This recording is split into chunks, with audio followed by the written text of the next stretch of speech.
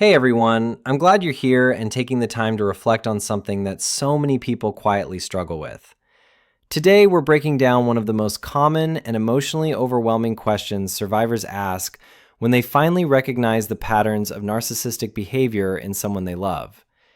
If you've ever wondered whether a narcissistic partner or parent can change and what role you might play in that process, this is where the real clarity begins.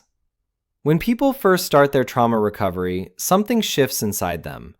They begin learning about their own patterns, their emotional wounds, and the ways their childhood experiences or past relationships shaped how they respond to the world. They grow more aware. They start taking responsibility. They develop new language for their pain. They learn skills that help them regulate, communicate, and understand themselves with more honesty. And then, almost inevitably, they look at the people in their lives, especially the ones connected to the deepest wounds, and realize something unsettling. Those individuals have no interest in doing any of that work. This can be a parent who pushed you into therapy but never once examined their own behavior. It can be a partner who expects you to fix yourself while refusing to acknowledge their role in the dynamics that have hurt you. It can be a family member who demands emotional labor but never offers any in return. And once that realization takes root, the next question surfaces almost immediately. Is there anything I can do to help them see what I see? To help them reflect the way I'm learning to reflect? To help them acknowledge their trauma and their patterns? To help them change? This question is not about naivety. It's about hope. It's about fairness. It's about the natural desire for reciprocity. When you're putting in the work, you want to believe that the people around you can meet you there. But to understand the truth, we have to build a realistic foundation, slowly, clearly, and compassionately. The first reality we have to face is that you cannot force anyone to change. Not through argument, not through explanation, not through therapy appointments, not through pleading, not through emotional demonstrations, not through pointing out cause and effect. You can invite growth. You can model growth. You can create space for growth. But you cannot push another adult into self-awareness, especially someone with narcissistic defenses designed to avoid shame at all costs. There's an old phrase people use: you can lead a horse to water, but you can't make it drink. But sometimes, the saying continues, you can put salt in the oats. It means that even though you cannot force someone to take in what you're offering, you can influence the environment around them in a way that increases their curiosity or motivation. This metaphor applies directly to trauma recovery in relationships involving narcissistic behavior. You cannot force them to look inward, but your healing can create a contrast that makes their avoidance harder for them to ignore. Before we get to what salt in the oats looks like, we need to understand what doesn't work, because most survivors have already tried it. Many people attempt heartfelt explanations. They describe their pain. They share what they've learned. They show articles, workshops, videos, or research on trauma dynamics. They point out repeating patterns. They ask for mutual accountability. They hope that clarity will lead to connection. But this approach almost always triggers defensiveness, deflection, or aggression. When you tell a narcissistic parent or partner, "This behavior is hurting me," they don't hear a request for connection. They hear an attack. When you say, "We need to work on this together," they don't hear teamwork. They hear blame. When you say, "Look at how these patterns from your past shape your reactions," they hear, "You're flawed," which activates shame. Shame in a narcissistic system immediately produces their typical defensive reactions: projection, denial, minimization, stonewalling, shutdown, or counterattacks. So survivors end up reliving the same emotional injury they're trying to heal from. They become discouraged, confused, and exhausted. They wonder if maybe they explained it wrong, or used the wrong tone, or pushed too hard, or not hard enough. But the truth is simple. You cannot educate someone into self-awareness when their entire psychological defense system is built to avoid it. So, where does that leave you? It leaves you with the only path that actually influences change, not in a guaranteed way, but in the only meaningful way possible.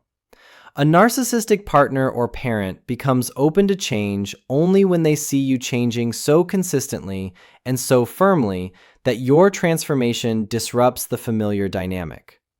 When they see that, you're calmer, you're less reactive, you enforce boundaries, you no longer absorb their emotional volatility, you stop fixing, you stop over-explaining, you stop rescuing, you stop participating in the same loops you once participated in. Your new behavior creates a contrast that forces them to notice the gap between who they are and who you are becoming. They may not say it out loud, they may not acknowledge it directly, but they feel it. And for some, that internal shift can create curiosity. Not guilt, not shame, not panic, but curiosity. Curiosity is the only emotional state that precedes voluntary change. But even then, it's crucial to understand, curiosity does not guarantee action. You can create the conditions for potential reflection, but you cannot control their response. At some point, survivors often reach a moment where they feel the need to communicate what the relationship requires. This is not about threatening. This is not about manipulation. This is not about forcing the other person's hand. It's about clarity. True boundaries are never ultimatums. Boundaries describe your behavior, not theirs. It sounds like this. I want this relationship, but if there is no willingness to look at harmful patterns or acknowledge how we impact each other, I won't be able to stay. Not because I want to punish you, but because I need health, and I can't create it alone. This clarity is not reactive. It's not emotional. It's not meant to shock them into compliance. It's a simple statement of reality. A relationship cannot become healthy if only one person is growing. This leads to another foundational truth. A healthy relationship requires two people doing the work of healing, not one. You can become emotionally mature, self-aware, regulated, compassionate, and grounded. You can read, learn, process, reflect, and grow. And yet, if the other person remains rigid, avoidant, dismissive, or emotionally unsafe, the relationship cannot transform. One person's health cannot compensate for another person's resistance. One person cannot produce connection, safety, intimacy, or growth on behalf of both. This truth becomes even clearer when you understand how relational patterns form. When two people with unresolved trauma come together, you end up with 3 layers of emotional material. One layer is your own unresolved wounds. Another layer is the other person's unresolved wounds. And the third layer is the conflict that forms between you. Reactivity, miscommunication, emotional injuries, arguments, misunderstandings, and unmet needs. Most couples walk into therapy focused entirely on that third layer. They want tools to fix communication. They want strategies to reduce conflict. They want techniques to feel closer again. But the conflicts they're trying to fix didn't arise from nowhere. They came from each person's individual wounds.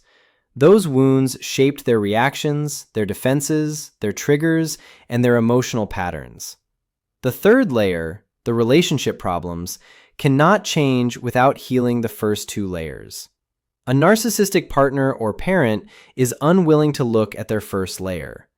That means they will continuously recreate the same conflicts in the third layer, no matter how many tools or strategies you try to use. The emotional injuries simply accumulate. The patterns repeat. The distress deepens. A healthy relationship emerges only when both individuals develop certain psychological capacities. Humility, so they can acknowledge their impact. Mutual respect, so the power dynamic is balanced. Secure attachment, so connection feels safe rather than threatening. Self-connection, so they're not relying on the other person to regulate all their emotions. Trust, so safety is real. Acceptance, so differences are not weaponized. Boundaries, so individuality is honored. Autonomy, so no one is enmeshed or controlled, and authenticity, so both people can be real rather than walking on eggshells or hiding behind defenses. These qualities cannot be built when only one person is growing. They require participation from both sides. Without that shared commitment, the relationship will always collapse under the weight of imbalance. The hardest truth for many survivors is that a narcissistic person is not incapable of change, but they are deeply resistant to it because change requires vulnerability, accountability, and self-examination. And for someone whose defenses are built around avoiding shame, these experiences feel terrifying.